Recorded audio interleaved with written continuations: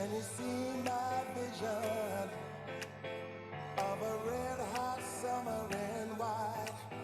There's no indecision. We were turning that key inside. Can you see my vision of a red hot summer in white? We were turning that key inside to get in the moment.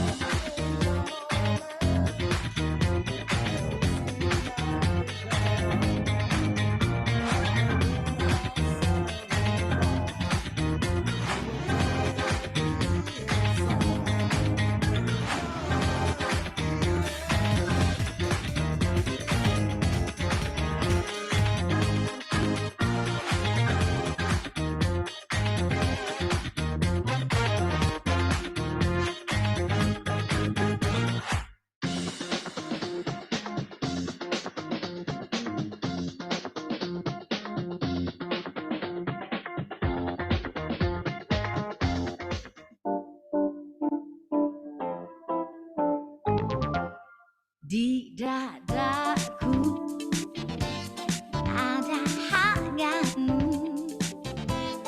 ada sukaku, ada prioritasku, ada yang menyatu, semua jadi satu di dalam dadaku.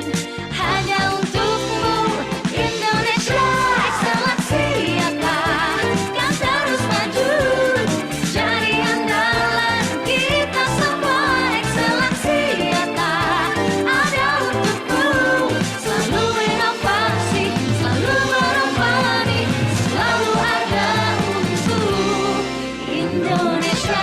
Internet tercepat XL Axiata ada untuk Indonesia. Tagihan kuota kita bulan ini pasti bengkak deh. Bengkak. Langganan XL 1 Fiber sekarang dapat WiFi rumah unlimited dan kuota HP besar untuk sekeluarga di satu paket. Cuma 334.000 sebulan.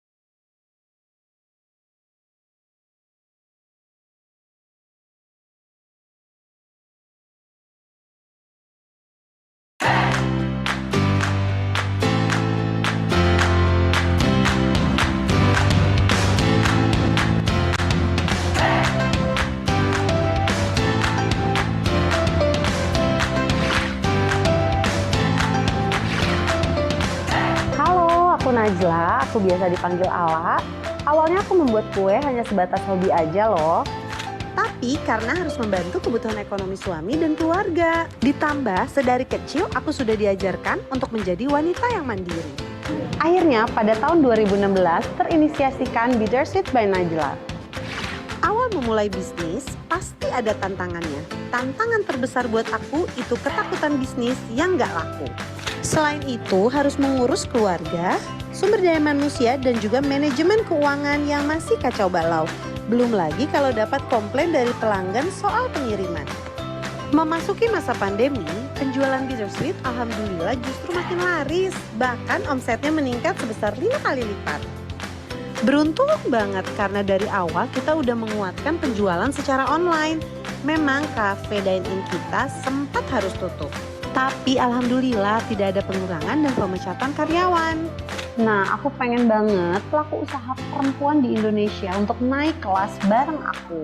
Untuk menjadi yang lebih baik. Hai sis! Bersama Sister Net, kamu bisa leveling up skill bisnis impian kamu.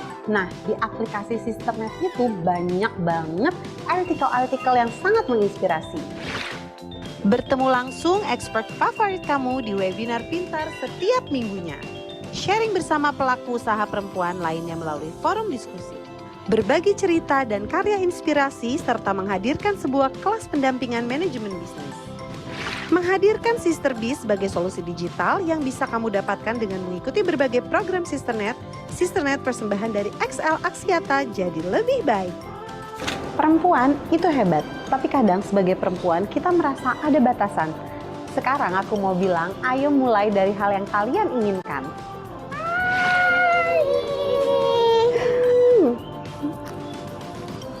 Karena kalau nggak dijalanin, kita nggak akan pernah tahu apa yang ada di depan. Makanya yuk gabung bersama Sisternet untuk masa depan pelaku usaha perempuan Indonesia yang lebih cerah. Perempuan pintar, semua pintar.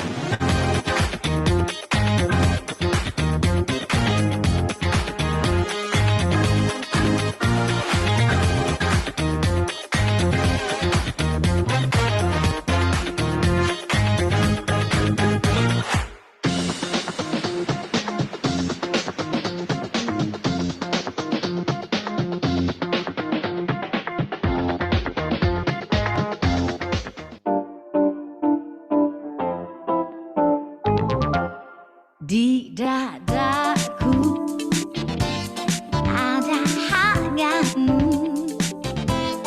ada sukaku,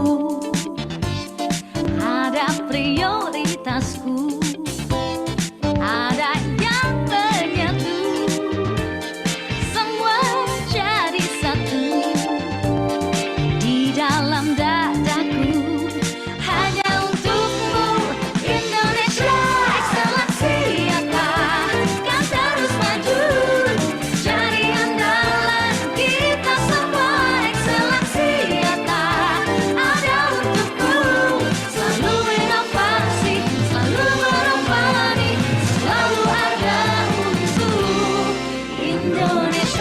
Internet tercepat XL Axiata.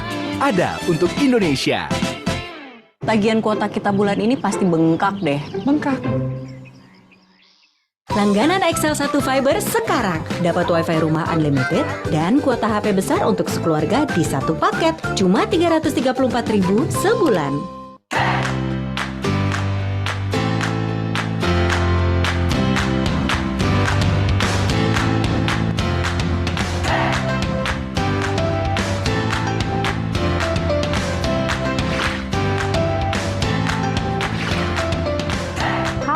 Aku Najla, aku biasa dipanggil Ala. Awalnya aku membuat kue hanya sebatas hobi aja loh. Tapi karena harus membantu kebutuhan ekonomi suami dan keluarga. Ditambah sedari kecil aku sudah diajarkan untuk menjadi wanita yang mandiri. Akhirnya pada tahun 2016 terinisiasikan Bittersweet by Najla. Awal memulai bisnis pasti ada tantangannya. Tantangan terbesar buat aku itu ketakutan bisnis yang gak laku. Selain itu harus mengurus keluarga, sumber daya manusia dan juga manajemen keuangan yang masih kacau balau. Belum lagi kalau dapat komplain dari pelanggan soal pengiriman. Memasuki masa pandemi, penjualan Bittersweet alhamdulillah justru makin laris. Bahkan omsetnya meningkat sebesar 5 kali lipat. Beruntung banget karena dari awal kita udah menguatkan penjualan secara online. Memang cafe dine-in kita sempat harus tutup. Tapi alhamdulillah tidak ada pengurangan dan pemecatan karyawan. Nah, aku pengen banget pelaku usaha perempuan di Indonesia untuk naik kelas bareng aku. Untuk menjadi yang lebih baik. Hai sis! Bersama Sisternet, kamu bisa leveling up skill, bisnis, impian kamu. Nah, di aplikasi Sisternet itu banyak banget artikel-artikel yang sangat menginspirasi. Bertemu langsung expert favorit kamu di webinar pintar setiap minggunya. Sharing bersama pelaku usaha perempuan lainnya melalui forum diskusi. Berbagi cerita dan karya inspirasi serta menghadirkan sebuah kelas pendampingan manajemen bisnis. Menghadirkan Sister Biz sebagai solusi digital yang bisa kamu dapatkan dengan mengikuti berbagai program Sisternet. Sisternet persembahan dari XL Axiata jadi lebih baik. Perempuan itu hebat, tapi kadang sebagai perempuan kita merasa ada batasan. Sekarang aku mau bilang, ayo mulai dari hal yang kalian inginkan.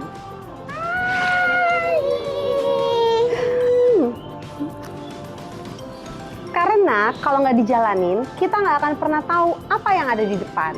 Makanya yuk gabung bersama Sisternet untuk masa depan pelaku usaha perempuan Indonesia yang lebih cerah. Perempuan pintar, semua pintar.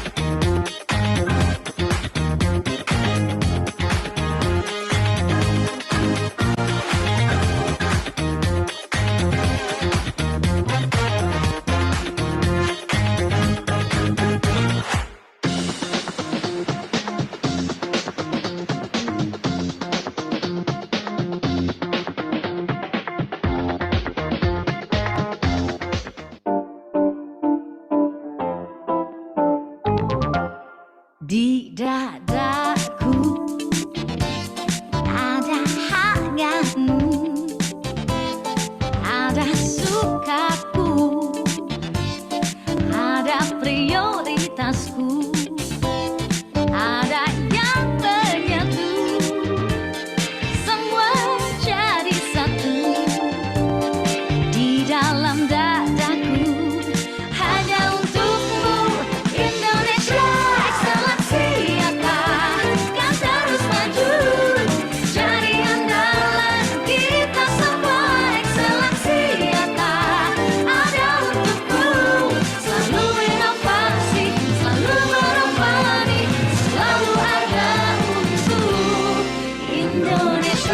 Internet tercepat XL Axiata. Ada untuk Indonesia. Tagihan kuota kita bulan ini pasti bengkak deh. Bengkak. Langganan XL 1 Fiber sekarang. Dapat wifi rumah unlimited dan kuota HP besar untuk sekeluarga di satu paket. Cuma 334.000 sebulan.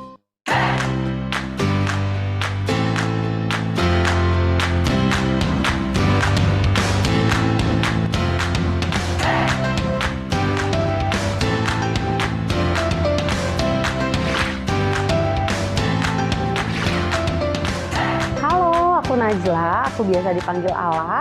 Awalnya aku membuat kue hanya sebatas hobi aja loh. Tapi karena harus membantu kebutuhan ekonomi suami dan keluarga. Ditambah sedari kecil aku sudah diajarkan untuk menjadi wanita yang mandiri. Akhirnya pada tahun 2016 terinisiasikan Bittersweet by Najla. Awal memulai bisnis pasti ada tantangannya. Tantangan terbesar buat aku itu ketakutan bisnis yang gak laku. Selain itu harus mengurus keluarga, sumber daya manusia dan juga manajemen keuangan yang masih kacau balau. Belum lagi kalau dapat komplain dari pelanggan soal pengiriman. Memasuki masa pandemi, penjualan Bittersweet alhamdulillah justru makin laris. Bahkan omsetnya meningkat sebesar 5 kali lipat. Beruntung banget karena dari awal kita udah menguatkan penjualan secara online. Memang cafe dine-in kita sempat harus tutup. Tapi alhamdulillah tidak ada pengurangan dan pemecatan karyawan. Nah, aku pengen banget pelaku usaha perempuan di Indonesia untuk naik kelas bareng aku. Untuk menjadi yang lebih baik. Hai sis! Bersama Sisternet, kamu bisa leveling up skill, bisnis, impian kamu. Nah, di aplikasi Sisternet itu banyak banget artikel-artikel yang sangat menginspirasi. Bertemu langsung expert favorit kamu di webinar pintar setiap minggunya. Sharing bersama pelaku usaha perempuan lainnya melalui forum diskusi. Berbagi cerita dan karya inspirasi serta menghadirkan sebuah kelas pendampingan manajemen bisnis. Menghadirkan Sister Biz sebagai solusi digital yang bisa kamu dapatkan dengan mengikuti berbagai program Sisternet. Sisternet persembahan dari XL Axiata jadi lebih baik. Perempuan itu hebat, tapi kadang sebagai perempuan kita merasa ada batasan. Sekarang aku mau bilang, ayo mulai dari hal yang kalian inginkan.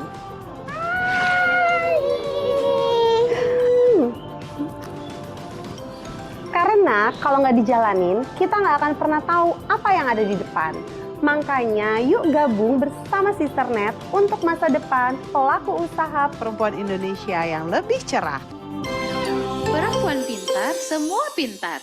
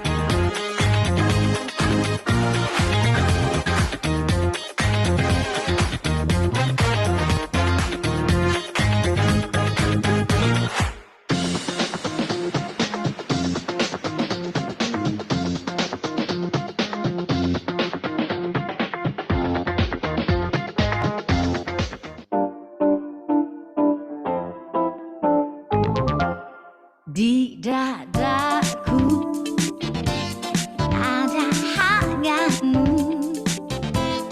ada sukaku, ada prioritasku, ada yang menyatu, semua jadi satu. Di dalam dadaku hanya untukmu Indonesia.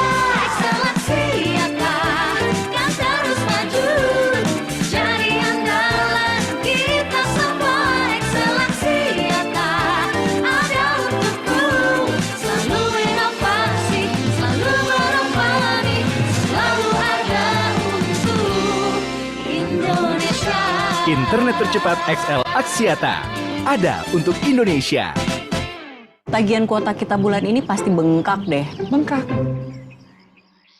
Langganan XL 1 Fiber sekarang. Dapat WiFi rumah unlimited dan kuota HP besar untuk sekeluarga di satu paket. Cuma 334.000 sebulan.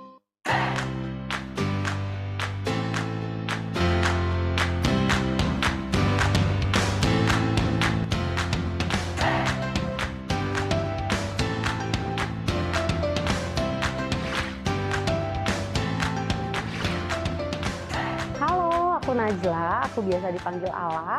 Awalnya aku membuat kue hanya sebatas hobi aja loh. Tapi karena harus membantu kebutuhan ekonomi suami dan keluarga. Ditambah sedari kecil aku sudah diajarkan untuk menjadi wanita yang mandiri. Akhirnya pada tahun 2016 terinisiasikan Bittersweet by Najla. Awal memulai bisnis pasti ada tantangannya. Tantangan terbesar buat aku itu ketakutan bisnis yang gak laku. Selain itu harus mengurus keluarga, sumber daya manusia dan juga manajemen keuangan yang masih kacau balau. Belum lagi kalau dapat komplain dari pelanggan soal pengiriman. Memasuki masa pandemi, penjualan Bittersweet alhamdulillah justru makin laris. Bahkan omsetnya meningkat sebesar 5 kali lipat. Beruntung banget karena dari awal kita udah menguatkan penjualan secara online. Memang cafe dine-in kita sempat harus tutup. Tapi alhamdulillah tidak ada pengurangan dan pemecatan karyawan. Nah, aku pengen banget pelaku usaha perempuan di Indonesia untuk naik kelas bareng aku. Untuk menjadi yang lebih baik. Hai sis! Bersama Sister Net, kamu bisa leveling up skill bisnis impian kamu. Nah, di aplikasi Sister Net itu banyak banget artikel-artikel yang sangat menginspirasi. Bertemu langsung expert favorit kamu di webinar pintar setiap minggunya. Sharing bersama pelaku usaha perempuan lainnya melalui forum diskusi. Berbagi cerita dan karya inspirasi serta menghadirkan sebuah kelas pendampingan manajemen bisnis. Menghadirkan Sister Biz sebagai solusi digital yang bisa kamu dapatkan dengan mengikuti berbagai program Sisternet persembahan dari XL Axiata jadi lebih baik. Perempuan itu hebat, tapi kadang sebagai perempuan kita merasa ada batasan. Sekarang aku mau bilang, ayo mulai dari hal yang kalian inginkan.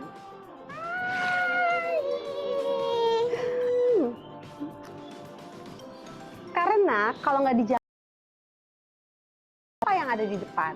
Makanya yuk gabung bersama Sisternet untuk masa depan pelaku usaha perempuan Indonesia yang lebih cerah. Perempuan pintar, semua pintar.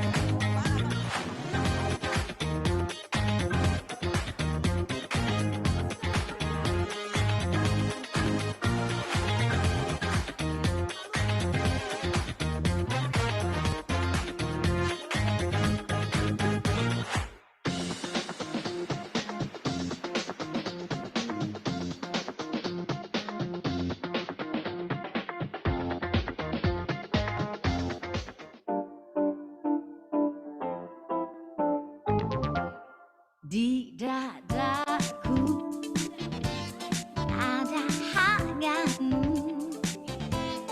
ada sukaku, ada prioritasku, ada yang menyatu, semua jadi satu di dalam dadaku. Hanya untukmu Indonesia.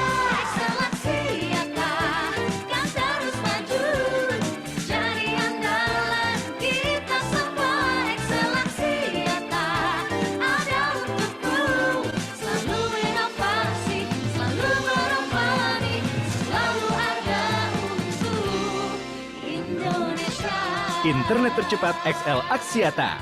Ada untuk Indonesia. Tagihan kuota kita bulan ini pasti bengkak deh. Bengkak. Langganan XL 1 Fiber sekarang. Dapat WiFi rumah unlimited dan kuota HP besar untuk sekeluarga di satu paket. Cuma 334.000 sebulan.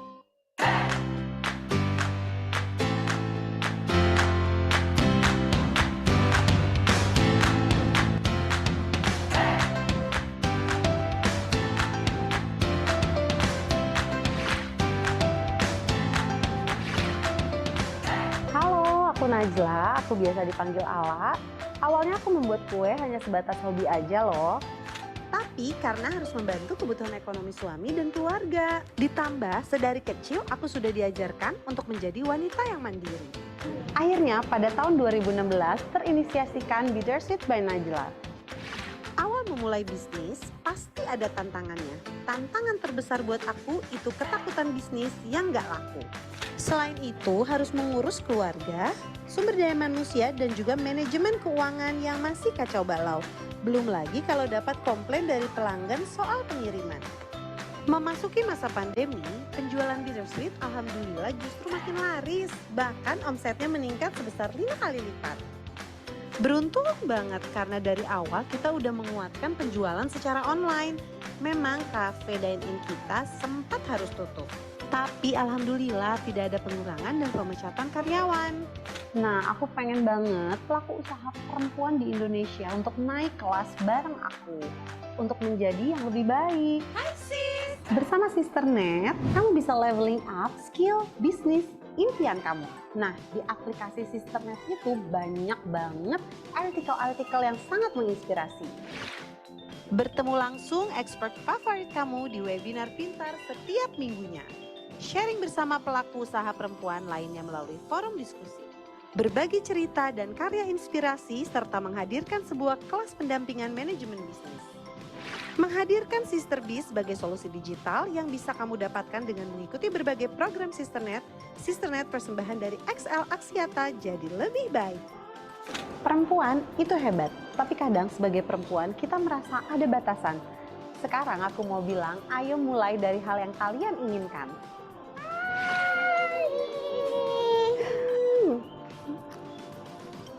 Karena kalau nggak dijalanin, kita nggak akan pernah tahu apa yang ada di depan.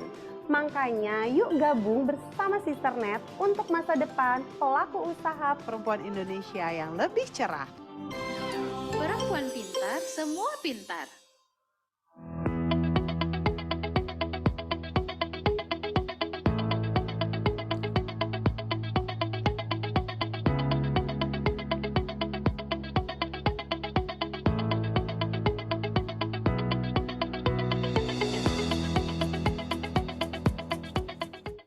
Assalamualaikum warahmatullahi wabarakatuh. Selamat malam dan juga salam sejahtera buat sister semuanya. Apa kabar? Tentunya kita doakan mudah-mudahan semakin sehat dan semakin sukses dan banyak cuan, juga bisnisnya semakin melejit. Amin ya robbal alamin. Baik, tentunya kali ini bersama saya Di Lestari akan menjadi moderator di kelas kali ini. Dan kita ucapkan selamat datang di Festival Webinar Pintar 2022. Tentunya kali ini berbicara tentang teknik packaging produk yang menarik, ciptakan nilai tambah produk. Sisternet Powered by XL Axiata, boleh kita berikan tepuk tangan semangatnya malam hari ini. Apalagi di malam minggu ya kan, biasanya lebih semangat. Oke, baiklah. Kembali lagi tentunya dengan tema acara hari ini. Seperti yang tadi saya bilang, yaitu teknik packaging produk yang menarik, ciptakan nilai tambah produk. Nah sister, sebelum memulai acara kali ini, kita juga ingin mengingatkan kembali bahwa acara Festival Webinar Pintar 2022 ini merupakan rangkaian acara kompetisi modal pintar yang tentunya diadakan pada bulan Februari sampai dengan Maret 2023 atau tahun depan. Nah tentunya sister, dengan mengikuti FPP 2022 ini kamu berkesempatan mendapatkan hadiah modal usaha senilai total 200 juta rupiah. Boleh tepuk tangan kembali dong walaupun secara virtual. Tetap semangatnya sampai ke sini.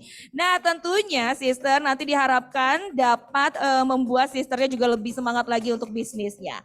Oke, sedikit saya jelaskan tentang kompetisi modal pintar. Untuk KMP ini adalah kompetisi tahunan yang diadakan oleh Sisternet dan juga dapat diikuti oleh semua peserta webinar pintar ini. Caranya gampang sekali, submit artikel yang juga tentunya bercerita tentang bisnis yang sedang kamu jalani.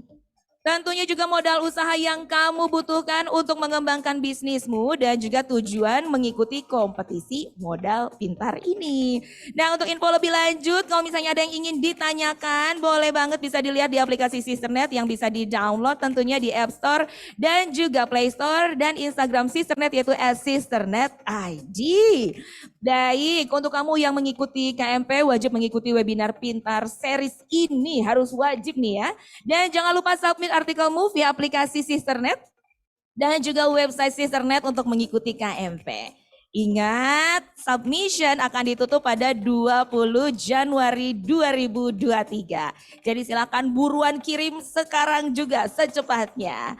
Baiklah, pada malam hari ini Sister, kita akan belajar gimana sih menentukan teknik packaging produk yang efektif untuk meningkatkan tentunya nilai-nilai produk sehingga jumlah konsumen pun meningkat dan cuan bertambah. Itu yang paling penting ya Sister. Nah, di akhir sesi juga kita membuka kesempatan buat Sister yang ingin bertanya. Silahkan nanti langsung saja simpan pertanyaannya di kolom chat saat Q&A. Dan jangan lupa formatnya yaitu nama, spasi, pertanyaan. Baik, tentunya kali ini kita akan belajar bagaimana sih menentukan teknik packaging produk yang efektif. Ini penting banget. Untuk meningkatkan nilai produk sehingga jumlah konsumen ini meningkat ya. Dan kali ini tanpa berlama-lama lagi, kita akan langsung saja sapa Founder and Headmaster of Lingkaran, Mas Wendy Pratama. Halo. Nah, ini Halo, dia. Mas Wendy dengar suaraku jelas nggak? jelas. Halo Halo. semuanya. Aku manggilnya Mas Wendy ya, karena kalau sister nggak enak loh. Oke Mas Wendy, apa kabarnya, sehat ya? Baik, alhamdulillah. Alhamdulillah tetap semangat. Nggak malam mingguan kan? Malam mingguannya sama sister-sister aja ya? Betul. Oke baik, tentunya untuk para sister juga sudah penasaran nih. Mau mendapatkan ilmu tentang packaging produk. Ini salah satu hal yang memang perlu diperhatikan. Nah kali ini kepada Mas Wendy, silakan kita berikan kesempatan untuk presentasinya. Kami persilakan.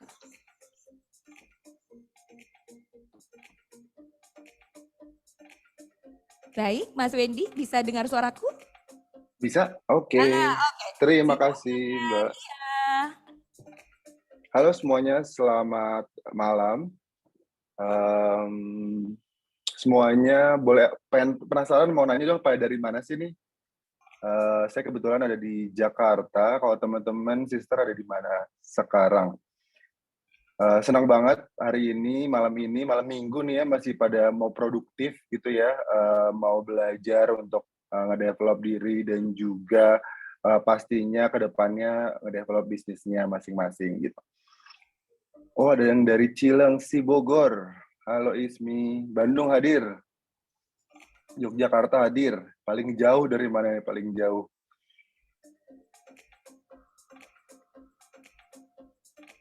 Dari Bogor. Oke. Kudus hadir, Boyolali, Jawa Tengah hadir. Bandung. Oke. Banyak ya ternyata teman-teman sister di sini. Kita mulai aja. Saya punya waktu kurang lebih 45 menit untuk presentasi, untuk menceritakan apa itu tadi, apa yang akan bagaimana packaging produk itu, terus kemudian apa itu branding dan seterusnya. Nanti saya bisa ngobrol lebih jauh. Nanti setelahnya kita punya waktu tanya jawab mungkin kurang lebih setengah jam. Boleh teman-teman panitia dibantu share screen-nya ya.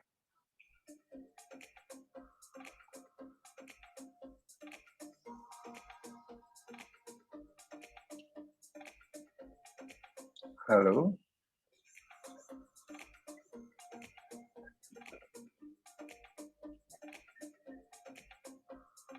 Boleh dibantu teman-teman panitia untuk share screen-nya? Oke, terima kasih. Oke, saya kenalan dulu. Perkenalkan, nama saya Wendy Pratama. Saya adalah founder dan headmaster dari Lingkaran. Mungkin boleh next. Nah, jadi singkat cerita, saya bikin lingkaran itu di tahun 2014. Waktu itu saya baru lulus kuliah. Saya nggak punya pengalaman bisnis dan juga nggak punya bootstrap gitu bisnisnya. Jadi dari situ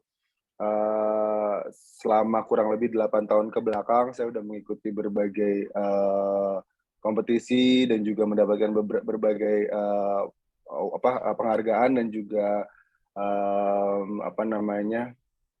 penghargaan dari berbagai pihak.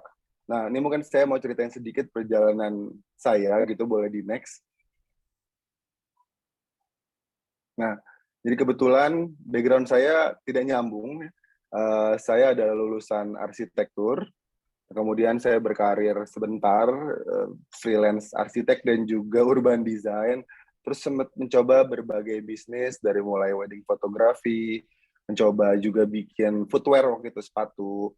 Cuman akhirnya memang yang nyangkut gitu dan yang sustain sampai sekarang adalah lingkaran. Nah, lingkaran tuh apa sih sebenarnya? Boleh dilanjut?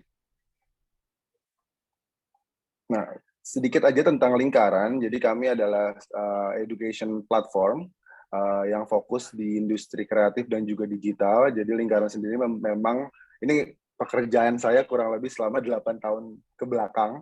Jadi kami membantu teman-teman yang ingin mengembangkan dirinya, mengembangkan bisnisnya, maupun mengembangkan karirnya untuk bisa belajar bareng dan juga pada akhirnya bisa berkembang bareng. Jadi lingkaran membuat program-program dari mulai digital marketing, ada packaging design juga, dan seterusnya.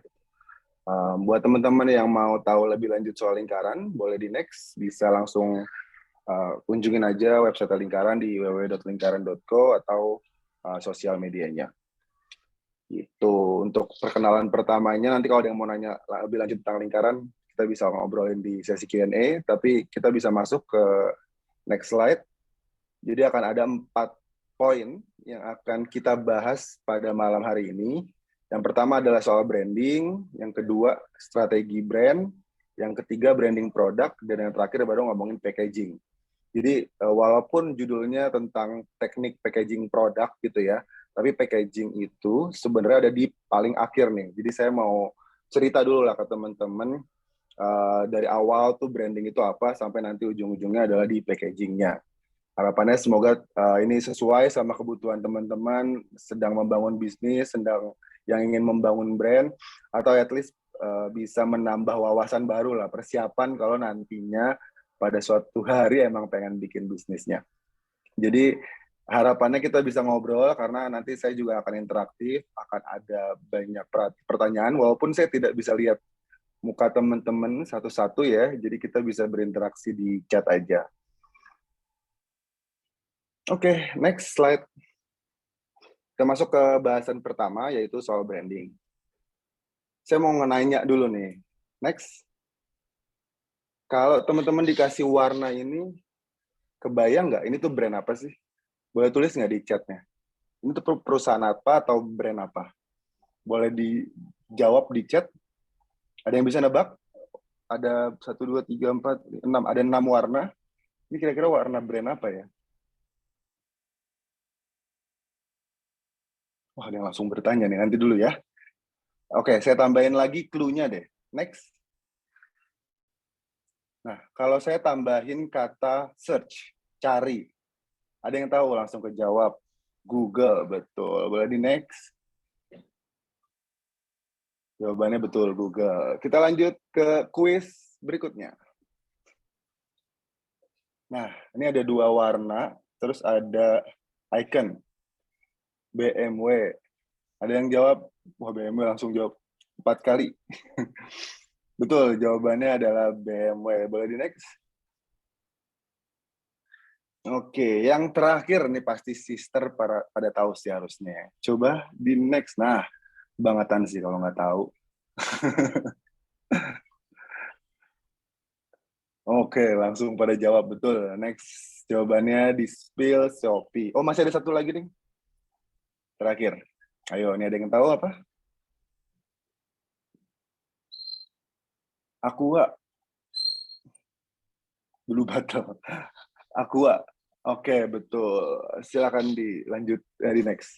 Nah, penasaran nggak sih kenapa kita tuh bisa tahu itu brand apa hanya dari warna dan simbol-simbol gitu dan bentuk-bentuk gitu.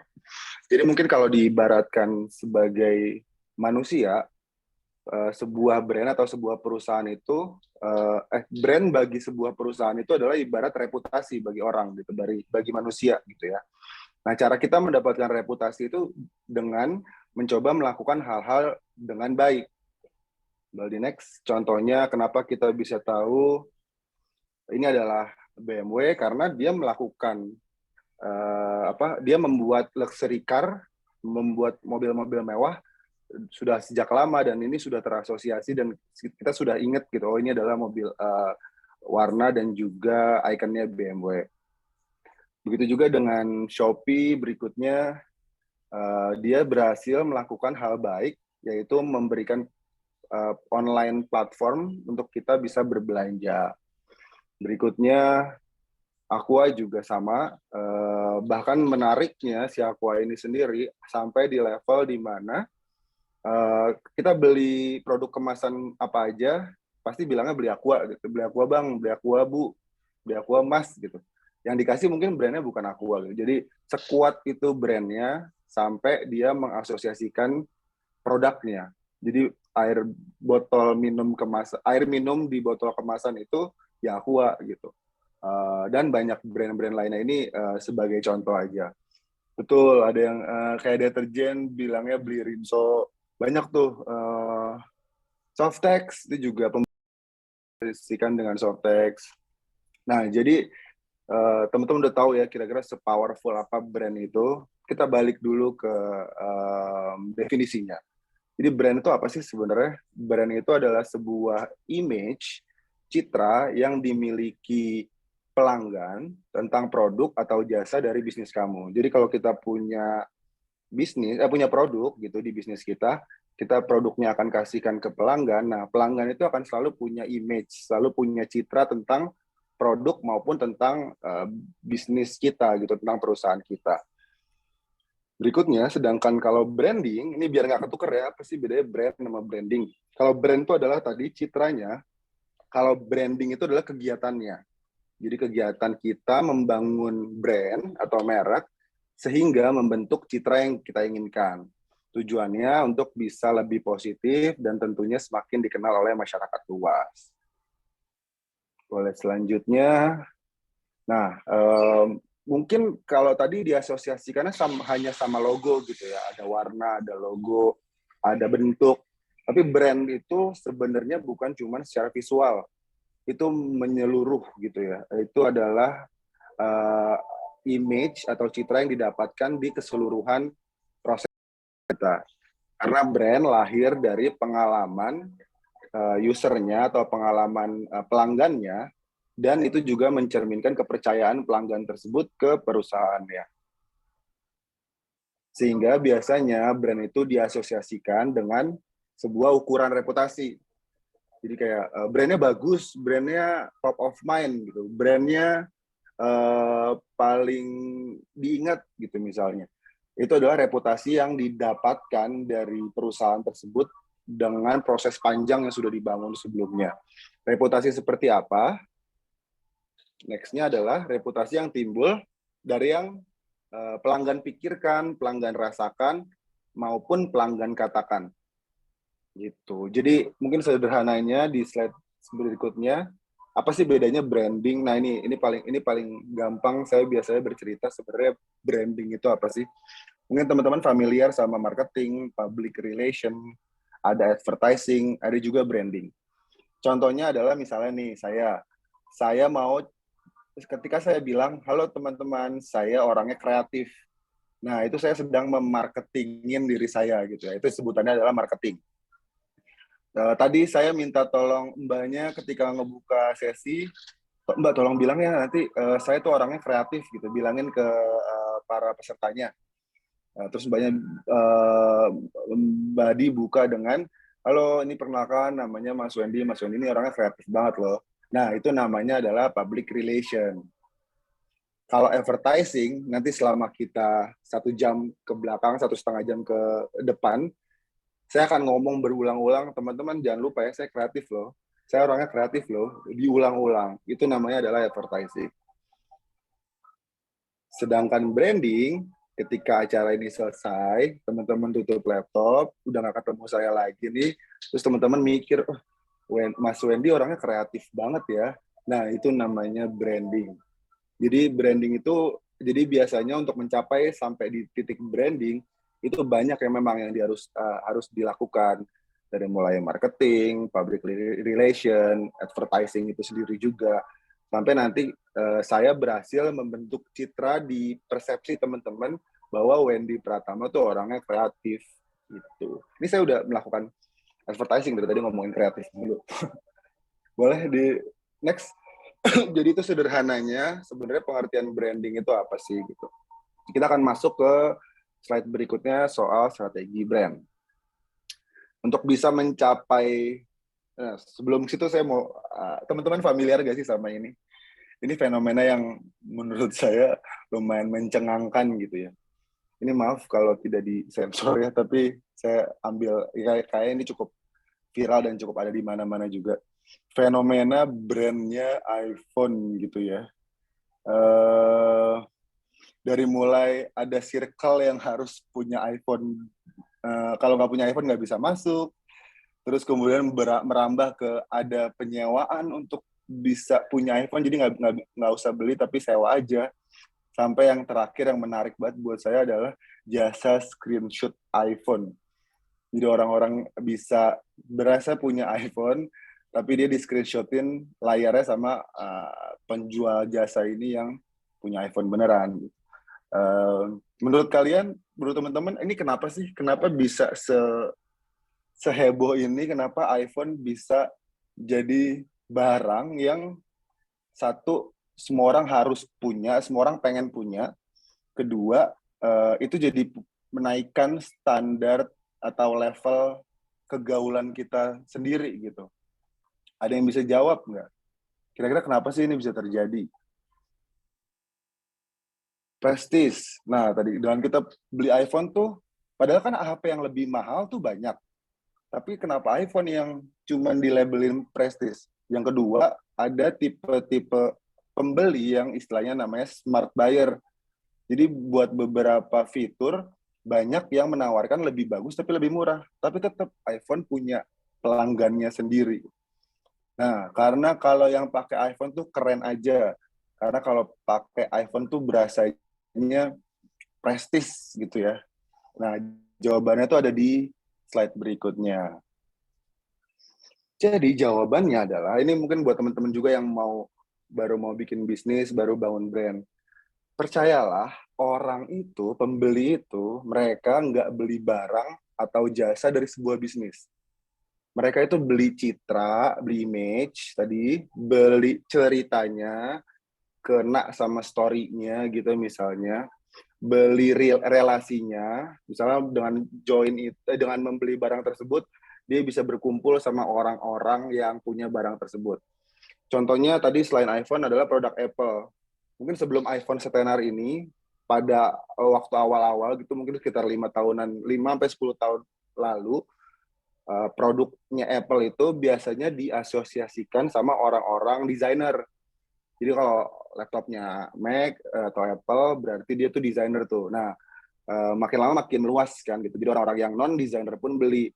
Awalnya ngelihat, oh keren juga ya kalau saya beli laptop Apple, saya dikira desainer ntar. Nah, itu ada relasi yang ingin dibentuk. Dan juga quote-unquote, tanda kutip, keajaiban. Ya keren aja gitu, ya nggak tahu, pengen aja beli gitu. Tadi ada yang jawab lagi juga karena fiturnya. Nah, turns out fitur itu nomor sekian di pembelian gitu. Karena tadi saya bilang banyak loh brand atau produk yang fiturnya lebih canggih, tapi harganya nggak semahal itu. Tapi tetap orang pengennya iPhone gitu. Jadi Apple itu dan iPhone itu sendiri sebagai produk tuh berhasil menawarkan berarti citra, cerita, relasi, dan juga keajaiban. Sehingga calon-calon pembelinya tuh kebeli untuk punya produknya gitu. Ada contoh-contoh lain mungkin dari brand lokal yang mungkin teman-teman ada yang tahu, beberapa ada yang enggak. Contohnya adalah Made for Makeup. Mungkin kalau sister harusnya tahu ya, salah satu lini brand makeup lokal. Dia punya cerita yang kuat bahwa mereka Made for Makeup ini dibuat untuk quote unquote melawan standar kecantikan yang ada gitu.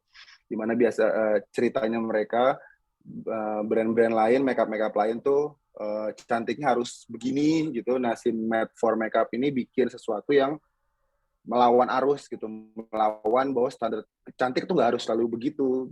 Semua orang tuh cantik gitu.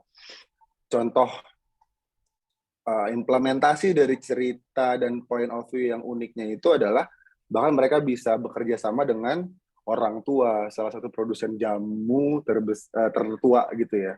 Dia bisa gabungin makeup sama brand jamu. Terus laku dan lumayan hip dan viral gitu. Tapi itu karena ceritanya kuat di awalnya. Ada satu kalau yang teman-teman suka naik motor gitu, ada satu helm namanya Riders and Rules. Nah, orang-orang yang ikutan, yang beli produknya biasanya nanti diajak ikutan motoran bareng, mereka punya community sendiri. Bahkan ada riders yang cewek-cewek, ada yang juga yang nyampur. Jadi orang beli produknya karena pengen mendapatkan relasinya, pengen masuk ke komunitinya gitu. Atau mungkin kalau ini sepatu cowok, salah satu sepatu lokal yang habis mulu kalau jualan gitu ya, namanya sepatu Kompas. Nah, dia salah satunya brandnya menawarkan pengalaman orang membelinya gitu. Ketika dia mau beli, ini orang ngantri, hampir selalu ngantri kalau beli sepatu ini. Gitu. Tapi selain karena produknya memang laku, biasanya dia engage sama pembelinya tuh dengan invite ke gala dinner yang eksklusif, terus atau bikin patung-patung art installation gitu di ruang-ruang publik. Jadi mereka sangat menawarkan pengalaman banget. Nah, jadi bukan lagi soal produk atau service kita seperti apa gitu, tapi lebih jauh dari itu.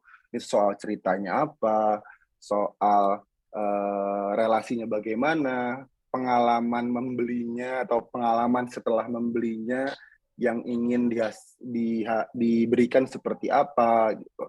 Nah, itu brand tuh sangat amat kompleks dan luas gitu ya cakupannya gitu. Mungkin ini contohnya dari lingkaran sendiri gitu. Yang paling sederhana, yang paling terlihat visualisasinya ya dia bisa diterapin di kartu nama, nanti di website, kemudian di proposal, di sosial media. Itu baru sebagian kecil, tapi banyak hal lagi yang masih bisa dilibatkan lah ketika kita membangun brand ini. Next. Nah, setelah kita pertanyaannya jadi kan gimana sih cara kita bisa ngebangun brand yang sesuai dengan target market atau audiens kita? Caranya dengan membuat brand strategi yang tepat. Berikutnya, jadi brand strategi itu adalah sebuah rencana jangka panjang untuk pengembangan brand dan juga merek yang secara sistematis sudah dibikin, yang pastinya harus sejalan dengan strategi bisnis. Boleh slide-nya di next? Nah, jadi brand strategi itu adalah rencana sebenarnya. Jadi kita membuat rencana biasanya jangka panjang untuk ngembangin brand kita, dan juga jangan lupa harus sejalan dengan strategi bisnis kita.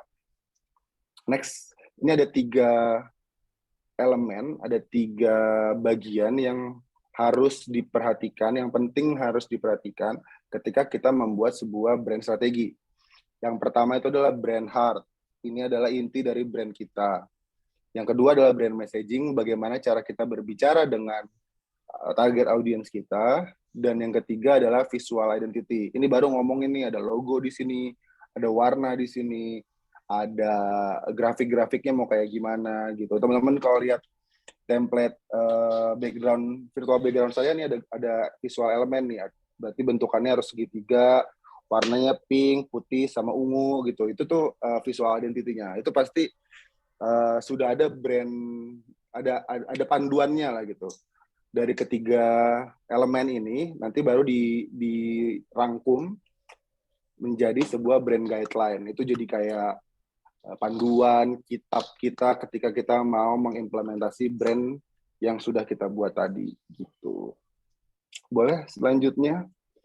Mungkin saya nggak bisa banyak ngobrol, nggak bisa banyak menjelaskan soal brand strategi karena kita punya keterbatasan waktu. Tapi saya kasih teman-teman toolkit gitu, alat sederhana untuk membantu kalian membuat brand strategi kalian. Silakan kalau yang mau download bisa dicatat linknya, nanti bisa dibuka di browser atau website atau ya browser masing-masing. Silakan di-download aja. Itu bukan saya yang bikin, namanya dari column 5. Ntar teman-teman bisa coba exercise, bisa coba ngisi, kira-kira kalau saya mau bangun brand tuh yang kayak apa ya bagusnya, caranya gimana ya, itu bisa dikerjakan nanti setelah sesi ini. Jadi silakan di screenshot atau dicatat dulu. Oke, kita akan baru masuk ke branding produk. Jadi kita sudah tahu nih ceritanya. Boleh di next? Tadi anggaplah teman-teman sudah menyelesaikan PR-nya untuk membuat brand strategi buat perusahaan kalian. Jadi kalian sudah tahu, saya mau bikin bisnis menjual baju. Oh, baju buat siapa? Baju buat ibu-ibu hamil misalnya. Oke, brandnya mau kayak gimana? Udah nih ya, sudah terbentuklah brandnya, brand strateginya. Oke, kita akan launching produk pertama. Nah, produk yang seperti apa? Harus bikin berapa? Nama produknya apa? Nah, itu baru kita omongin. Baru kita masuk ke dalam situ, itulah yang disebut dengan branding produk. Jadi next, product branding atau branding sebuah produk itu adalah biasanya isinya adalah dari mulai desain, messagingnya juga, pesannya juga, dan juga pengalamannya yang secara unik mengidentifikasi suatu produk dan membedakannya dari produk lain dalam kategorinya. Kalau teman-teman tadi mau launching ini baru ya, collection pertama yaitu baju ibu hamil untuk ibu-ibu hamil yang masih kerja gitu, berarti hamil-hamil trimester 1, trimester 2 misalnya. Nah itu kan banyak ya di luaran sana baju yang serupa, model yang serupa mungkin banyak. Nah dengan kita membuat produk branding yang baik, itu akan membantu untuk membuat produk kita juga unik dibanding produk-produk yang serupa yang ada di pasaran.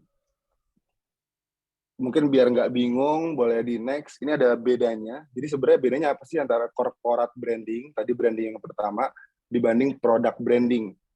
Kalau corporate branding, yang di-brandingin itu adalah korporatnya, perusahaannya. Kalau product branding, yang di-brandingin cuma produknya. Jadi kalau corporate branding pastinya dia lebih luas, meliputi keseluruhan perusahaan kamu. Kan nantinya ke depannya perusahaan kamu nggak cuma punya satu produk kan, punya 10 line produk, nanti mungkin ada habis bikin baju, bikin sepatu, habis sepatu bikin celana, habis celana tiba-tiba mau bikin mainan anak gitu dan seterusnya. Jadi produknya kan pasti akan berkembang tuh. Nah, si branding korporat ini yang gedenya. Sedangkan kalau produk branding itu ya persatuan produk itu ya punya brandingnya sendiri gitu. Kalau yang kedua adalah untuk corporate branding sendiri biasanya dia menargetkan untuk seluruhan stakeholders perusahaan. Maksudnya apa? Maksudnya kan kamu waktu bikin perusahaan, kamu kan orang eksternal tuh nggak cuma pengguna ya, tapi kalian akan mencari calon karyawan, mencari calon partner, mencari calon investor. Nah, corporate branding itu akan cakupannya sampai situ. Sedangkan kalau product branding biasanya cakupannya cuma hanya di pelanggan saja.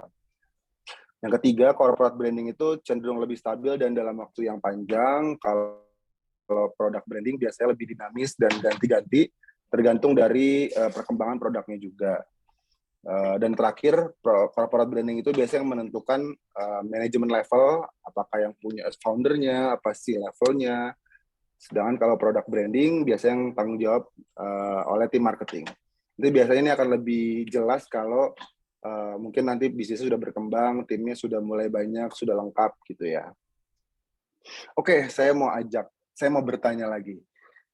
Ini adalah produk. Korporatnya apa? Ada yang tahu nggak? Dia bisa jawab, ini korporatnya, ini produk punya siapa korporatnya? Ada yang pakai mungkin?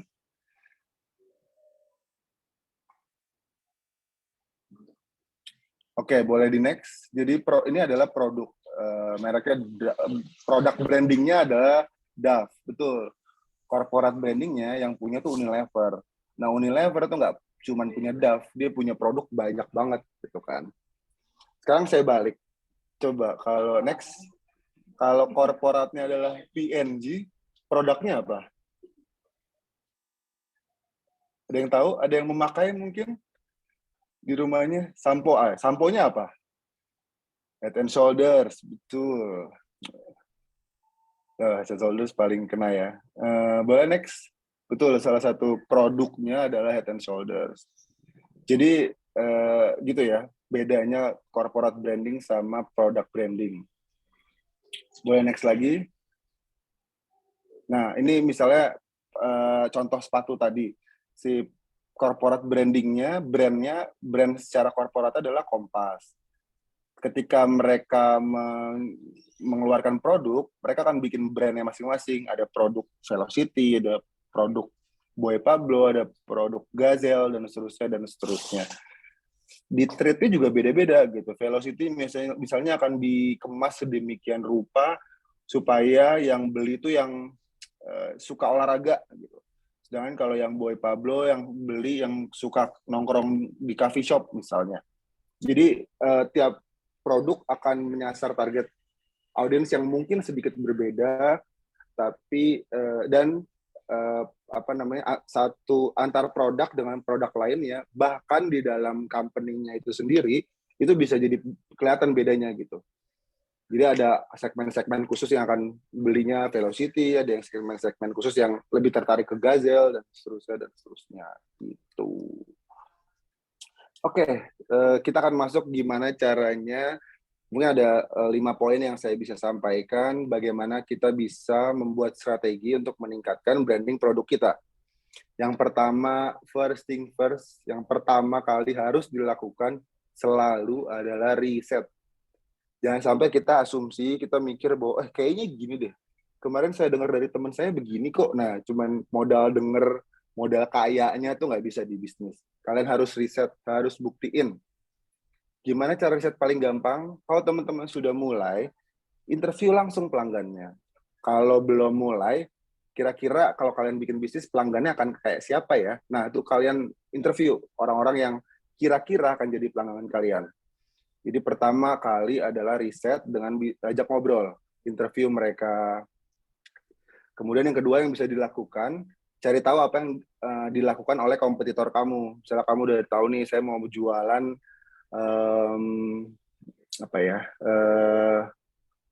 minuman manis kemasan gitu. Nah, kalian cari tahu yang udah ngelakuin ini siapa aja, kompetitornya siapa aja. Jadi kalian bisa tahu nih, oke. Si sebelah sana sudah melakukan ini, si A, si B sudah melakukan ini, si C sudah melakukan ini. Berarti saya bisa melakukan apa ya yang belum gitu. Yang kedua, tentukan positioning brand produk kamu. Ada yang tahu nggak kenapa ini brand Aqua itu ngeluarin berbagai kemasan dalam berbagai ukuran? Ada yang tahu nggak kenapa? Ada yang segalon, ada yang seliter, ada yang 600. Dari 600 ada yang 500, cuman beda semili gitu. Ada yang 350, makin kecil lagi. Ada yang tahu nggak kenapa? Tergantung kebutuhan. Betul. Salah satunya adalah karena tiap produk itu akan menyasar kebutuhan pengguna yang berbeda. Kebutuhan yang belinya galon sudah pasti berbeda sama kebutuhan yang belinya aqua gelas. Kebutuhan yang beli seliter udah pasti. Tipe orang yang beli seliter juga biasanya beda sama tipe orang yang belinya 350. Jadi bukan karena mereka asal bikin ini ya, karena mereka sudah riset, mereka akhirnya tahu yang biasa beli minum aqua tuh tipenya kayak gimana, biasanya mereka beli botol minum kemasan tuh pada saat apa. Jadi kita harus bikin ukurannya tuh gimana gitu. Jadi ketika kita sudah akhirnya riset, kita bisa menentukan positioning brand kita sendiri, brand produk kita sendiri. Benar tadi ada yang bilang pangsa pasar yang berbeda. Misalnya tadi saya cerita, kita mau bikin fashion line untuk ibu-ibu hamil, itu pangsa pasar besarnya. Ketika kita mau pecah itu jadi 2 produk, saya bisa nyasar ada baju khusus buat ibu hamil semester 1 sampai 2, trimester 1 sampai trimester 2, ada 1 produk lagi yang bisa disasar untuk ibu hamil yang sudah lebih gede, trimester 3 misalnya. Nah, jadi itu akan bisa membantu kita mendiferensiasi produk kita, walaupun secara besarnya tetap sama-sama menyasar ibu hamil, tapi kan beda-beda tuh. Ibu hamil muda mungkin akan beda kebutuhannya sama yang ibu hamil yang sudah lebih tua gitu. Begitu juga sama si Aqua ini. Orang yang olahraga, yang aktivitasnya kuat, udah pasti beli minum yang lebih banyak, misalnya seliter. Tapi kalau orang yang cuma aus karena pindah moda transportasi, mungkin belinya yang 350 ml cukup gitu. Next. Setelah itu adalah lakukan secara konsisten. Kalau kita sudah tahu tadi positioning produk kita di mana, biasanya akan dimulai dengan ada istilahnya namanya style guide gitu, panduan untuk kita menerapkan brandnya tersebut. Nanti bisa baru bisa diterapin tuh, kita taruh di Instagram kita, taruh di website, taruh di produknya, bikin kartu nama, kalau ketemu orang lain juga kartu namanya harus sesuai sama brandnya. Kenapa sepenting itu? Kenapa konsisten itu penting? Karena orang itu baru mulai mengenali dan mengingat sebuah brand setelah melihatnya 5-7 kali. Jadi kita benar-benar harus selalu sesuai gitu. Kalau lingkaran warnanya merah kuning, ya merah kuning terus. Sampai orang setelah 5-7 kali lihat baru ngeh, oh ini merah kuningnya lingkaran nih. Beda sama perusahaan yang menjual kompetitor lingkaran yang lain, dia warna kuningnya lebih apa gitu. Atau beda sama perusahaan kompetitor lingkaran yang lain karena dia pakai warna hijau gitu misalnya. Itu baru warna. Banyak lagi lingkaran juga pakai maskot, itu juga ada tujuannya. Kami punya maskot tuh yang kecil-kecil, ada 3 maskot, merah biru kuning. Itu juga tujuannya buat membantu itu juga tujuannya adalah bagian dari development si brand itu sendiri. Dan terakhir adalah jangan lupa setelah semuanya sudah dilakukan, masuk ke slide berikutnya, yaitu promosi. Promosi. Dari dunia digital sekarang, teman-teman sangat amat dimudahkan karena kalian bisa sudah pasti harus masuk ke digital, karena digital marketing absolut gitu ya, nggak ada pilihan lain, teman-teman nggak punya pilihan lain menurut saya. Kalian bisa mulai dari yang gratis, bahkan nggak ada modalnya kecil kalau digital itu. Jadi kalian bisa pakai sosial media, kemudian setelah itu baru misalnya merambah ke advertising, misalnya pakai Facebook Ads atau Google Ads. Terus biar udah lebih besar lagi, kalian bisa ikutan pameran supaya lebih dekat nyamperin pelanggannya gitu. Ikutan bazar-bazar yang sesuai. Lebih besar lagi kalian bisa pakai juga brand ambassador atau influencer yang sesuai dengan citra dari brand produk kamu gitu. Jadi pelan-pelan aja. Enaknya digital adalah itu bisa langsung dimulai dan modalnya kecil gitu, murah. Nanti ini beberapa contoh aja, tapi masih banyak banget promosi yang bisa dilakukan, tapi salah 4-nya inilah gitu. Oke, terakhir baru kita masuk ke packaging nih. Saya jadi tadi rekap dulu sedikit. Pertama, teman-teman sudah tahu branding besarnya seperti apa, branding itu apa.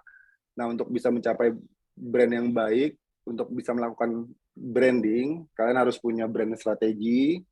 Nanti coba saya encourage, saya sarankan teman-teman setelah ini coba dibuka linknya tadi untuk bisa mulai coret-coret kira-kira strategi brand yang tepat buat perusahaan saya apa. Sudah dapat brand strateginya, kalian sudah tahu nih mau ngeluarin produk apa, kalian bikin tuh brand produknya. Nah, salah satu elemen yang nantinya didesain ketika kalian membuat brand produk adalah packaging. Sekarang saya mau nanya, dari 2 ini menurut kalian pilih yang mana? Next. Boleh di next. Nah, pilih yang kiri yang ada 3 daunnya, daun beneran gitu, ada 3 foto itu. Atau yang kanan tuh dus tapi ceritanya daun. Kalian pilih yang mana? Kalau kalian beli, kalian lebih tertarik atau lebih milih yang mana? Yang kanan, yang dus tapi ceritanya daun ya. Yang kanan. Kenapa? Kenapa milih yang kanan? Karena fotonya lebih bagus gitu ya, lebih enak dipandang dan menarik. Oke. Tapi ingat, yang kanan karena lebih fresh, bersih, dan terlihat lebih bagus. Betul. Ingat, tapi yang kanan akan terasosiasi dengan harganya yang lebih mahal. Betul nggak? Harga yang lebih mahal tuh apakah pasti lebih enak? Belum tentu. Lebih bersih mungkin. Lebih lebih higienis, bersih, fresh, bahan-bahannya lebih bagus, kualitasnya mungkin. Tapi apakah lebih enak? Belum tentu. Karena visualisasinya yang lebih enak. Mungkin kadang-kadang yang OG, yang lebih original, yang kiri itu yang beneran pakai daun itu lebih enak. Nah, jadi tuh nggak ada yang salah dan benar. Tergantung kalian menyasar target marketnya yang mana. Kalau kalian mau bikin nasi bungkus dengan harga 5.000 dijual di pasar, targetnya adalah orang-orang yang lewat di pasar itu, mungkin yang kanan nggak akan cocok. Pasti lebih cocok ke yang kiri. Yang kanan kalian mau bikin nasi bungkus, dinaikin levelnya, dibikin kayak haus gitu-gitu, harganya dinaikin dikit 15.000. Nah, terus bisa di order oleh ojek online. Nah, mungkin yang kanan lebih cocok karena packagingnya juga lebih awet, nggak gampang copot gitu ya, dan seterusnya. Jadi jawabannya adalah tergantung. Next. Nah, itu tadi dari packagingnya aja saya bisa kasih tahu banyak hal. Yang pertama dari sisi fungsi. Pada hakikatnya packaging atau kemasan itu adalah wadah pembungkus untuk melindungi produk yang akan kita jual. Yang akan kita kirim, kita jual, kita distribusin maupun kita simpan. Kalau tadi kalian maunya pembeli datang ke warung, ambil nasi bungkusnya, makan di tempat, yang daun aja tuh mungkin nggak apa-apa karena nggak akan dibawa-bawa jauh, jadi nggak akan tumpah gitu. Mungkin kalau produk nasi bungkusnya mau mau dikirim jauh, ya mungkin packaging yang kotak kardus gitu akan lebih terjaga isinya. Selain itu packaging juga nggak cuma berfungsi untuk membungkus, mewadahi, tapi juga berfungsi sebagai identitas dan alat pemasaran untuk ngebantuin meningkatkan penjualan kita. Tadi kan kalau ngelihat sekilas yang bungkusannya pakai daun tuh harganya 5.000 kayaknya. Kalau yang kanannya harganya mungkin paling murah 37.500 mungkin. Itu juga nggak pakai telur sama nggak pakai perkedel kayaknya. Jadi packagingnya itu juga merepresent dan membantu kita menceritakan brandnya itu sendiri. Balik lagi ke presentasi saya yang awal gitu. Boleh selanjutnya nih saya ini dilihat mungkin dari packagingnya, tapi juga lebih jauh lagi yang membedakan adalah brandnya juga gitu. Kopi Starling, gelas aqua kecil gitu harganya 5.000. Naik kelas, gelasnya sudah di branding lebih bagus, brandingnya dijual 20.000. Lebih tinggi lagi bisa dijual sampai 50.000. Padahal mungkin let's say misalnya ini pakai biji kopi yang sama gitu misalnya. Tapi bisa berbeda-beda harganya tergantung dari cara kita nge-branding produknya dan cara kita ngemas produknya. Apakah yang 50.000 selalu yang paling bagus dan harus selalu kita ikuti? Belum tentu. Kalau emang kita niatnya atau kita memang planningnya dalam main di market yang 5.000, ya udah main di market yang 5.000. Jadi kalau mau market yang 5.000, jangan sampai packagingnya yang paling kanan, tapi ya karena nanti akan ongkos produksinya mahalan di packaging daripada di produknya. Jadi nanti ini akan membantu kita juga bahkan membedakan harganya juga gitu. Boleh next. Nah ini saya punya cerita sedikit. Salah satu pesertanya Lingkaran itu dia pernah ikutan kelas Lingkaran namanya kelas packaging design. Di awal dia bikin ini packagingnya itu keripik keju, itu dia jual di koperasi kampus gitu. setelah dia ikutan kelas, dia ketemu sama konsultan, terus packagingnya didesain ulang, sampai akhirnya dia bikin brand baru, namanya Tokezi, ada fontnya, ada logonya gitu ya. Akhirnya dia bisa jualan di supermarket besar gitu. Nah, packaging juga membantu banget ketika kita mau main di level bisnis yang lebih besar, misalnya masuk supermarket, itu mereka akan punya requirement packagingnya sendiri. Kalau yang packaging plastik biasa yang paling kiri itu mungkin nggak akan bisa diterima di supermarket besar. Jadi disesuaikan juga tergantung kebutuhan packagingnya itu sendiri. Next ya lagi. Dan packaging juga sebenarnya akan membantu kalian untuk produknya tuh bisa bicara gitu. Apalagi kalau kita lihat yang 2 gambar di atas dulu deh. Ketika kita ke warung sebelah rumah atau kita ke supermarket, kan kita nggak tahu ya dalamnya tuh apa gitu. Dalamnya rasanya beneran sesuai nggak gitu. Nah, yang kita bisa lihat adalah ngejudge dari packagingnya. Nah, itu akan membantu kita untuk mendiferensiasi, membedakan kita dengan produk-produk yang lain yang ada di rak tersebut gitu. Next. Nah, ini manfaat ketika kita bisa merancang packaging produk dengan baik. Produk kita tuh jadi punya identitas sendiri. Tadi kalau disatuin sama produk-produk lain, orang jadi, oh ya saya mau yang ini nih gitu. Ada nggak teman-teman di sini yang, ini pengalaman pribadi saya kalau beli sampo tuh lihat yang packagingnya bagus, karena menurut saya isinya sama semua. Paling dicoba dulu sih, ntar kalau nggak cocok baru cari yang baru. Ada nggak yang kayak gitu, beli barang yang ngelihat packagingnya doang, maksudnya mulai dari ngelihat packagingnya gitu. Apalagi kalau barangnya pilihannya banyak banget kan, terus harganya bedanya tipis-tipis gitu ya. Kadang-kadang saya juga nilai dari packagingnya gitu. Nah, itu packaging itu bisa membantu produk kita memiliki identitas dan ciri khas sendiri. Yang kedua, tadi bisa lihat ya, nasi bungkus yang kiri sama yang nasi bungkus yang kanan, terus ngelihat kopi tadi, bahwa si packaging ini bisa membantu kita meningkatkan nilai jual produk. Gitu. Yang ketiga, jadi bisa bikin lebih mudah dikenal, bisa menjangkau pasar yang lebih luas, karena kita bisa kirim barangnya dengan packaging yang baik, produk di dalamnya jadi terjaga dengan baik juga. Gitu. Jadi kalau kita mau nyasar market yang lebih besar, bisa ngirim-ngirim, packagingnya udah pasti harus yang lebih baik. Kalau kita mau masuk ke level bisnis yang lebih tinggi, masuk ke supermarket misalnya, packagingnya pastinya juga mereka akan meminta requirement-nya, packagingnya harus ada standarnya sendiri gitu. Dari packaging juga kita bisa meningkatkan kepercayaan konsumen sampai menjadi produk jangka panjang.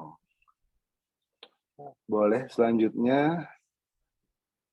Next. Nah, tadi yang saya cerita pengalaman saya, karena memang pada hasil risetnya bilang kemasan itu benar-benar bisa mempengaruhi konsumen, at least mau mencoba sampai ke level mau mengambil keputusan untuk membeli produknya. Biasanya journey-nya dari konsumen itu, sebelum dia beli, dia akan punya referensi sosial media, ngelihat influencer yang di-follow pakai sabun ini bagus ya, saya juga pengen beli deh. Itu dia dapat referensi dari sosial media. Atau dengar-dengar dari temennya, coba deh beli kalau ke supermarket beli minumannya yang ini gitu. Itu dari word of mouth, dari mulut ke mulut. Atau dia ngelihat iklan, atau dia lihat endorsement.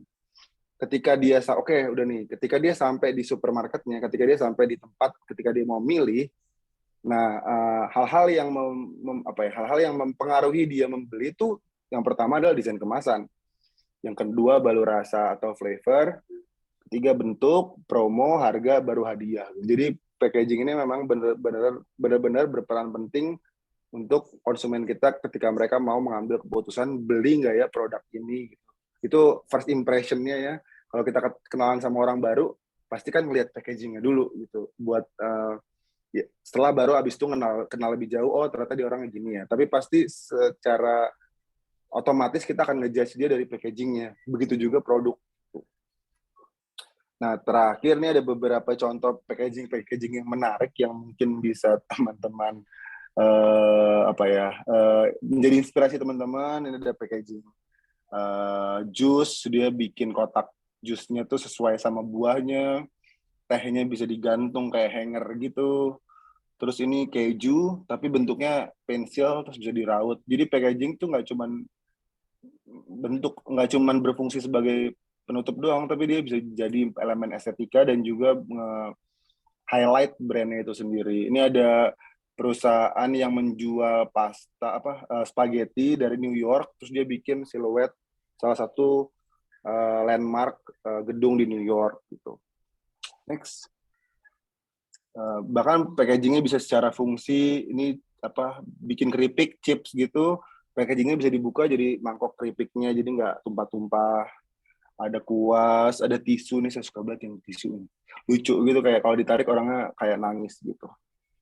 Dan lain-lain banyak banget kalau teman-teman bisa Google, kalau mau lihat lebih lanjut teman-teman bisa cari di internet juga buat referensi-referensi. Itu aja dari saya. Terima kasih. Mungkin kalau ada yang mau bertanya, silahkan. Ini udah ada banyak pertanyaan. Udah banyak banget pertanyaan. Istirahat dulu, boleh minum dulu loh Kak Wendy. Boleh saya napas dulu ya Mbak. Dan boleh tepuk tangannya dulu walaupun secara virtual. Kita ucapkan terima kasih banyak tentunya kepada Mas Wendy yang udah ngasih tahu semua detailnya bagaimana packaging produk yang bisa membuat kita menjadi lebih jagoan lagi tentunya untuk jualannya ataupun bisnisnya. Oke Mas Wendy, karena memang ini banyak banget pertanyaan yang masuk, bagaimana kalau kita langsung buka aja sesi tanya jawabnya, boleh? Boleh. Udah minumnya? Sudah. Ini galonnya masih penuh loh. Oke baik, kita akan langsung menuju ke pertanyaan yang pertama. Baik, kali ini dari Kak Nunung Ardita. Kak mau tanya, kalau mau memulai bisnis dengan modal yang sangat minim, biasanya itu lebih ditonjolkan ke rasa produknya atau packagingnya dulu nih? Silakan Kak. Pasti yang pertama kali adalah produknya dulu, betul. Packaging itu kedua setelah produknya gitu. Jadi kayak ketika kita mau bikin bisnis kuliner F&B, first thing, rasa itu udah nggak bisa rasa yang enak tuh udah nggak bisa ditawar. Karena itu yang akan kalian kompetisikan ke kompetitor-kompetitor lain. Baru setelahnya, oke, saya punya nasi goreng yang enak, enak. Terus bedanya sama nasi goreng enak lainnya di luar sana apa? Oh ini brandingnya begini, oh ini packagingnya begini karena brandingannya begini. Jadi balik lagi ke sesuatu yang menurut saya penting, itu yang pertama kali diselesaikan itu adalah hal yang penting dulu, yaitu rasa dulu, yaitu produknya dulu. Baru setelah itu ngomongin support yang lain, salah satunya adalah packagingnya gitu.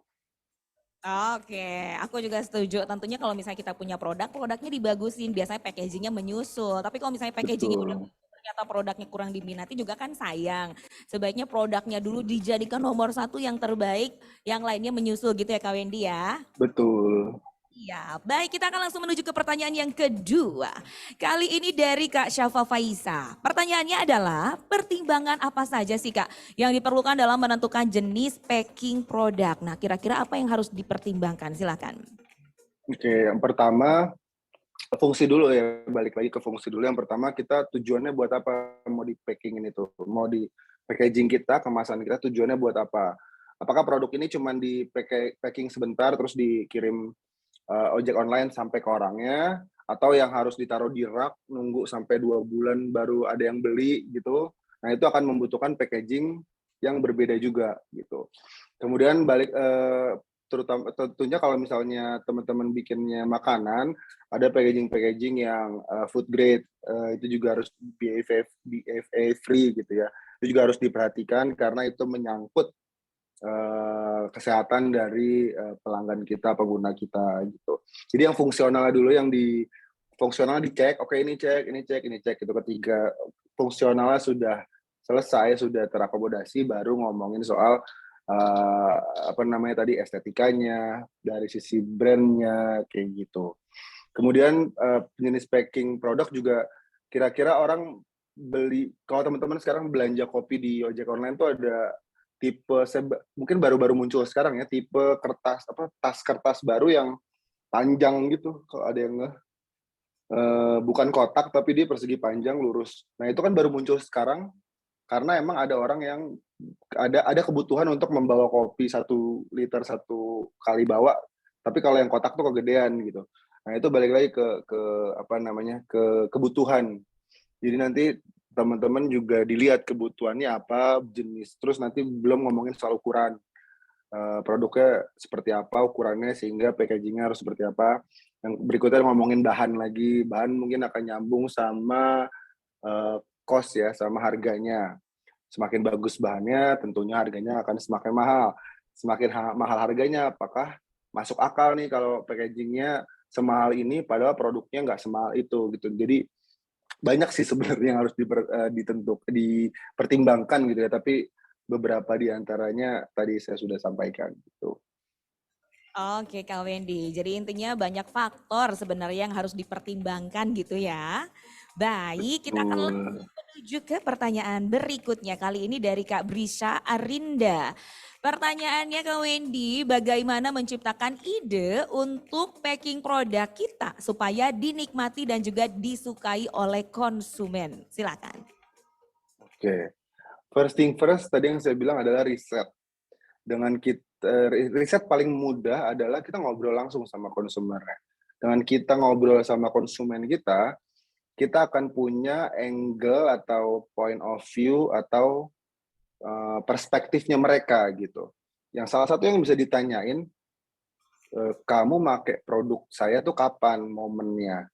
Contohnya. Jadi tadi misalnya kalau teman-teman ingat ada packaging tisu bentuknya orang nangis. Mungkin ceritanya waktu itu lagi riset terus nanya ke pengguna, "Emang kamu biasanya pakai tisu saya kapan?" Kalau lagi nonton Korea jadi nangis mulu. Akhirnya dibikinlah packaging-nya bentuknya orang nangis karena tisu itu paling sering dipakai sama user-nya ketika user-nya menangis. Nangis pas nonton Korea misalnya gitu. Jadi ketika kita udah ngobrol sama pelanggan, kita dapat perspektif mereka, kita bisa tahu tuh kebutuhan-kebutuhan mereka yang lebih detail, sehingga kita bisa muncullah ide-ide kreatif kita untuk merancang ulang packaging kita sesuai dengan kebutuhannya mereka gitu. Oke, berarti kita memang harus menjual ataupun tahu dulu apa kira-kira yang relate dengan si calon konsumen kita ya, biar tahu Betul akhirnya banget. disukai. Ih, mantap. Hashtag-nya adalah relate, bener-bener banget. Kita harus relate banget sama mereka. Benar. Baik, kali ini sudah ada Kak Arnes Aprilia. Kak Wendy, bagaimana tips untuk menciptakan branding produk yang bisa selalu dikenal oleh masyarakat? Nah, silakan nih, produk branding yang selalu dikenal oleh masyarakat. Oke. Produk branding mungkin seperti yang tadi saya sampaikan itu akan akan dinamis gitu ya, bisa berganti-ganti sesuai tren masyarakatnya, tren di masyarakat maupun sesuai development dari produknya. Jadi kalau ditanya bagaimana membuat branding produk yang selalu dikenal oleh masyarakat, sebenarnya paling mudah, apalagi kalau kita baru memulai, paling mudah adalah ikutin tren aja gitu. Tapi jangan cuma gini, saya pesannya adalah tren itu justru diikuti, kita istilahnya tuh riding the wave gitu. Kalau ada ombak tuh ya kita ikutin ombaknya, tapi jangan berhenti di situ. Ketika kita sudah misalnya yang lagi hits karena mungkin terutama di masyarakat Indonesia ya, kita tuh marketnya atau tipe usernya, tipe marketnya tuh geragas gitu bahasanya. Kayak piranha gitu loh, dikasih daging satu dimakan, habis itu ditinggal. Jadi semudah itu mereka, sesuatu yang viral di Indonesia itu cepet banget, tapi cepet banget juga turunnya. Jadi cara yang bisa dilakukan pertama adalah riding the wave. Ketika ada tren itu ya diikuti, tapi jangan berhenti di situ. Kalian juga harus mikirkan tren 2, 3, 4 langkah berikutnya itu akan kemana. Karena terutama kalau teman-teman ada di bisnis F&B ya, makanan, itu kayaknya kalau ngikutin tren, trennya tuh cepet banget bergantinya gitu. Ada masa di mana semua parkiran convenience store tuh isinya adalah cappuccino cincau, bener nggak? Terus hilang gitu aja, habis itu tiba-tiba ganti es kepal Milo, terus nggak lama hilang gitu aja gitu. Jadi trennya tuh secepat itu kalau makanan. Kalau mau dikenal oleh masyarakat, mungkin tren jadi salah satu jalan yang bisa ditempuh gitu ya. Cuman balik lagi ketika kita sudah berhasil riding the wave di trennya, jangan berhenti di situ. Kalian harus mulai juga mikirin 1, 2, 3, 4 step berikutnya gitu. Ih, mantap. Berarti jangan berhenti di situ, jangan cepet puas juga, harus punya siapkan senjata-senjata kali ya untuk tren-tren Betul. biar konsumen juga tetap fokus sama produk kita. Oke, baik. Kita akan langsung menuju ke pertanyaan berikutnya. Malam minggu ini justru orang-orang kayaknya pada di rumah ya. Pada nanya-nanya ya. Iya, beda seru loh tentunya untuk festival webinar pintar ini. Nah, kali ini pertanyaan berikutnya yaitu dari Kak Rosa Pradityana. Oke, Kak Rosa, pertanyaannya adalah perlukah kita menggunakan jasa membantu membuat branding dari produk kita? Kalau iya, hal apa sih yang sebenarnya perlu kita persiapkan atau kita tentukan mau menggunakan jasa yang seperti apa? Nah, silakan Kak. Tadi Kak Rosa ya. Oke. Betul. Nah, itu balik lagi ke budget dan juga modal kita ya. Karena ketika kita pakai service orang lain, udah pasti ada angka yang harus kita keluarin. Saran saya, karena kita adalah UKM dan kita hidup di dunia digital, jadi mulailah sesuatu dari yang tidak beresikonya tinggi. Jadi kalau kita udah ngeluarin modal, tiba-tiba branding agency atau ya orang-orang yang mengerjakan branding itu nggak murah loh gitu. Rate card-nya mahal-mahal. Jadi balik lagi ke tergantung ke teman-teman punya modalnya memang sudah disiapkan, ya monggo. Tapi kalau enggak, kalian bisa mulai dengan tadi yang saya kirimin linknya, itu bisa diisi dulu. Jadi kita dari sisi foundernya, dari sisi owner bisnisnya, kita nentuin strateginya dulu. Oke, dari point of view saya, brand strateginya seperti ini. Ketika nanti selesai, kan selama kalian ngisi itu kalian akan belajar sendiri juga ya. Ini gimana cara ngisinya ya? Coba deh googling dulu deh, baca gitu. Oh ini maksudnya itu kan kalian nambah ilmu tuh. Nah nanti di akhir kalian akan menentukan sendiri kayak, ya udah saya cukup puas deh sama yang saya isi, segini dulu cukup, saya jalanin dulu, nanti sambil jalan bisa berkembang lagi. Tapi kalau misalnya kalian, kok pas beres belum puas ya, kayak masih banyak hal yang saya nggak tahu juga nih, ya udahlah saya memutuskan untuk bayar agensi aja atau jasa yang membantu itu. Silakan juga. Nah, si brand strateginya itu bisa kamu jadikan brief awal ketika kamu ketemu sama si agensinya nanti. Gitu. Oke, mantap. Baik, itu dia ya jawabannya. Nah, kali ini dari Engger apa Angger nih ya? Wah, masa Engger namanya? Oke, ini Kak Angger Alfi. Kak, bagaimana cara menciptakan packaging produk yang kiranya menarik, tapi kali ini untuk masyarakat kalangan menengah ke atas. Mungkin yang produk fancy-fancy gitu kali. Nah, silakan Kak Wendy. Caranya menciptakan packaging. Ini kalangan menengah ke atas juga nggak bisa di-generalisir loh. Banyak banget tipenya. Menengah ke atasnya, menengah ke atas aja udah beda tuh. Tapi pertama-tama selalu paling gampang, kita jangan, asumsi itu menurut saya membunuh gitu. Kalau kalian punya asumsi, itu kalian akan mematikan banyak hal. Jadi kalau kalian, kayaknya si kalangan borju menengah atas ini sukanya yang begini deh, itu baru asumsi tuh, masih kayaknya apalagi. Jadi riset dulu, paling gampang tuh riset dulu, buktiin. Kalian datang ke rumah, kalau punya temen yang kebetulan ada di status ekonomi itu, kan enak tuh, lihat dong rumah lo gitu. Lo kalau beli sepatu, packagingnya apa sih gitu. Kalau beli makanan, packagingnya kayak gimana sih gitu misalnya. Jadi bisa di riset, jadi lihat dulu, karena nih pertanyaannya luas banget, jadi saya juga agak susah ya jawabnya, karena masyarakat kalangan menengah atas juga lebar banget, luas banget ya. Jadi tetap jawabannya yang pertama kali harus dilakukan ketika kita mau apapun sih sebenarnya, mau melakukan sesuatu itu adalah riset dulu, jangan asumsi. Nah, cara riset terbaik adalah ngobrol langsung sama orangnya, gitu sih. Benar. Nah, mungkin Kak Angger ditambahkan lebih spesifiknya mungkin untuk produk apa dan misalnya menengah seperti apa biar lebih dikerucutkan, jadi Mas Wendy bisa menjawabnya lebih lengkap ya. Oke, baik. Kali ini ada dari Kak Nani Nur Hasanah. Nah, kali ini Kak untuk budget packaging yang aman berapa persennya dari HPP? Silakan Kak Wendy. Oke. Biasanya pasti di bawah, kalau HP ya 1-5% tuh udah maksimum sih. Kalau misalnya produk 5.000 berarti cari packaging maksimum adalah 250 perak. Jadi 1-5% jawabannya. Ini kayak kuis ya jawabannya. Pertanyaannya singkat, jawabannya singkat juga. Kak Wendy yang ngasih pertanyaan, yang ngejawabnya, terus saya bilang 100 gitu ya. Oke. Oke, baik, masih ada pertanyaan atau sudah? Baiklah kalau begitu Kak Wendy, terima kasih banyak tentunya yang tadi adalah Sama-sama, pertanyaan semoga bermanfaat. oleh Mas Wendy. Tapi sebelumnya aku mau tanya juga nih, tadi beneran ya ada yang namanya jasa screenshot iPhone? Ada lagi, Pak. Itu juga Beneran? ada loh, beneran. Dan ada yang beli. Cobain gitu ya. Jangan-jangan Mas Wendy yang buka jasanya, enggak? Saya buka jasa screenshot Zoom aja deh.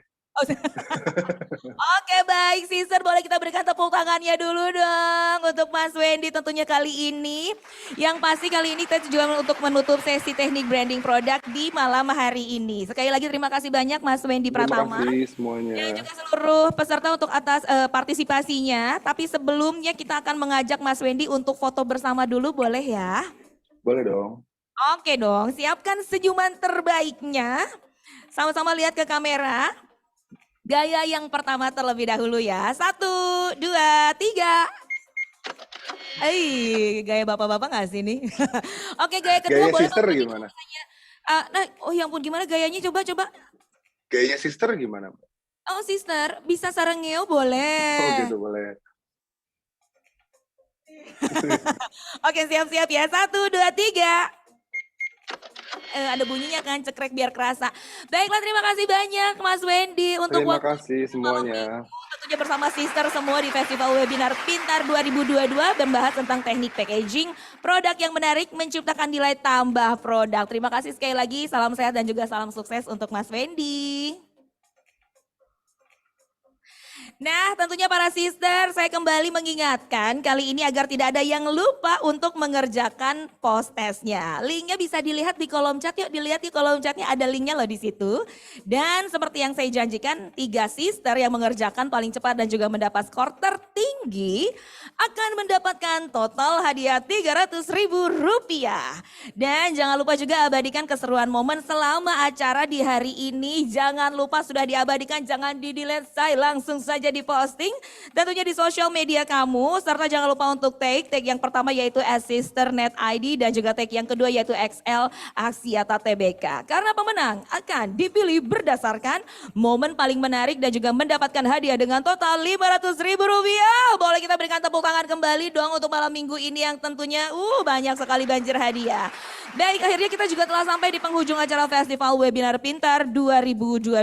Sebelum berpisah juga kami ingin mengucapkan terima kasih banyak tentunya atas dukungan banyak pihak. Terutama dari Kementerian Pemberdayaan Perempuan dan Perlindungan Anak Republik Indonesia, Kementerian Koperasi dan UKM Republik Indonesia, XL Business Solution, dan XL1 sehingga Festival Webinar Pintar 2022 dapat berlangsung. Boleh kita berikan tepuk tangan lagi dong Bapak dan Ibu juga sister semua. Baik, sekali lagi terima kasih kepada seluruh tim Sisternet Power by XL Aksiata. Boleh tepuk tangannya dong tim yang telah mendukung tentunya acara ini sukses. Dan telah menyelenggarakan untuk Festival Webinar Pintar 2022. Untuk terus mendukung womanpreneurs di Indonesia. Tentunya dengan melalui langkah inklusi dan juga digitalisasi womanpreneurs demi mendorong pemulihan ekonomi Indonesia. Dan tentunya tidak lupa juga kami ucapkan terima kasih banyak kepada partisipasi dari sister womanpreneurs. Semoga festival ini akan membawa banyak sekali manfaat untuk Anda dan juga tentunya untuk womanpreneurs di Indonesia. Saya dan juga seluruh tim produksi yang terlibat mengucapkan terima kasih banyak. Mohon maaf atas segala kesalahan dan juga kekurangan selama acara berlangsung. Saya ingin menutup acara ini dengan pantun, boleh cakepnya? Ikan hiu getar-getar. Thank you and see you later. Selamat datang kembali tentunya nanti di Festival Webinar Pintar 2022. Sisternet Power by XL Aksiata. Wassalamualaikum warahmatullahi wabarakatuh. Selamat malam. Bye sister.